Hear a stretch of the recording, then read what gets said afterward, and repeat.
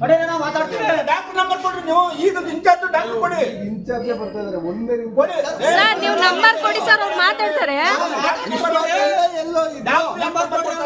Night ಇಂದ ಇಲ್ಲಿ doctor ಇವಾಗ ನೀವು ನಂಬರ್ ಕೊಡಿ, ಮಾತಾಡ್ತಾರೆ.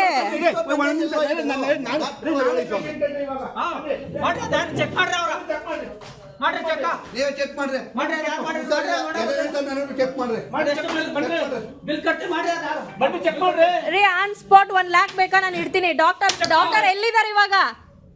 ಡಾಕ್ಟರ್ ಎಲ್ಲಿದ್ದಾರೆ? ಡಾಕ್ಟರ್ ಎಲ್ಲಿದ್ದಾರೆ ಸರ್? ಡಾಕ್ಟರ್ ಕರ್ಸಿ. ನೈಟ್ ಶಿಫ್ಟ್ ಮುಗಿತಲ್ಲ, ಡೇ ಶಿಫ್ಟ್ ಅಲ್ಲಿ ಡಾಕ್ಟರ್ ಇರ್ಬೇಕಲ್ಲ. ಡಾಕ್ಟರ್ ನ ಕರ್ಸಿ. ಎಲ್ಲಿದ್ದಾರೆ ಡಾಕ್ಟರ್?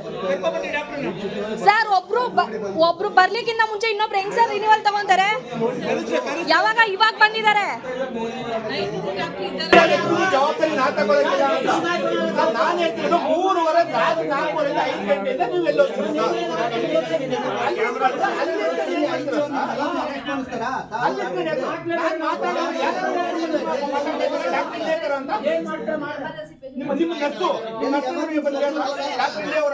ಡಾಕ್ಟರ್ ಅವ್ರು ಬಿಸಿ ಅವ್ರಲ್ಲ.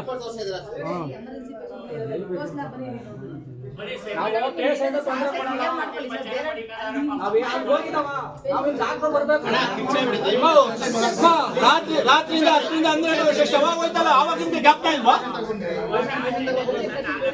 ನಮ್ಗೆ ಅವೆಲ್ಲ ಬೆಳಗ್ಗೆ ಡಾಕ್ಟರ್ 4 ಗಂಟೆಯಿಂದ ಡಾಕ್ಟರ್ ಇಲ್ವಲ್ಲ. ಇಲ್ಲಿ ಯಾಕೆ ಕೇಳಿಲ್ಲ ನೀವು?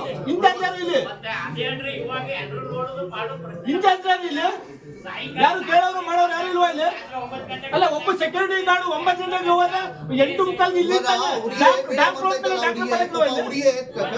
ಅವ್ರ ಪರಿಸ್ಥಿತಿ ಏನು? 21 ವರ್ಷ 22 ವರ್ಷ ಹುಡುಗ ಇವಾಗ ಚಂದ ತಗೊಂಡ್ರಿ, ಶವ ತಗೊಂಡು ಯಾರ ಜವಾಬ್ದಾರಿ ಅದು? ಯಾರ ಮೇಲೆ ಯಾರೋ ಒಬ್ಬೊಬ್ರು ಇಟ್ಕೊಂಡು ಸಂಜಾಯಿಸಿ ಮಾತಾಡೋದಲ್ಲ. ಇದು ಎಲ್ಲಾರ ಮನೇಲೂ ಸಾವಾಗುತ್ತೆ ಕಣ್ರಿ. ಇವ್ರಿಗೆಲ್ಲ ಏನ್ ಗೊತ್ತಾ? ಒಂದ್ ಅರ್ಧ ಗಂಟೆ ಇವ್ರ ಮೈಂಡಲ್ಲಿ ಏನ್ ಗೊತ್ತಣ್ಣ, 1 ಗಂಟೆ ಟೈಮಲ್ಲಿ ಜಗಳ ಮಾಡ್ತಾರೆ, ಅವ್ರು ಹೊಂಟೆ ಬಿಡ್ತಾರೆ. ಆಗೋಯ್ತು, ಅದು ಕ್ಲೋಸ್ ಮ್ಯಾಟ್ರು. ಆರೋಗ್ಯ ಸಚಿವರಿಗೆ ವಾಟ್ಸ್ಆಪ್ ಮಾಡಿ ಅದು ಫೋಟೋ. ಬರ್ಲಿ ಬಿಡಿ, ಆರೋಗ್ಯ ಸಚಿವರು